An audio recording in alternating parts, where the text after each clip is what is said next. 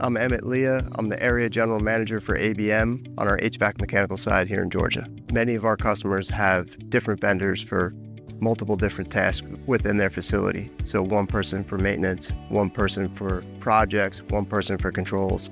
Where ABM steps in is we're that single source of accountability. The biggest challenges our manufacturing customers are facing right now really comes down to complexity and efficiencies. More broadly, what we're seeing in the market reinforces the same trends. Our customers want fewer vendors, but stronger vendors that could support their business goals. So we're seeing shift in the manufacturing clients across Atlanta is a move from lowest upfront cost to the best value for the facility.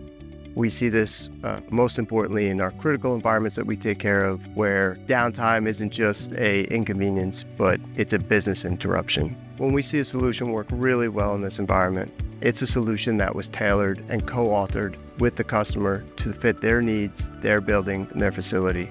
We work with our customers to figure out what best fits them and their operation.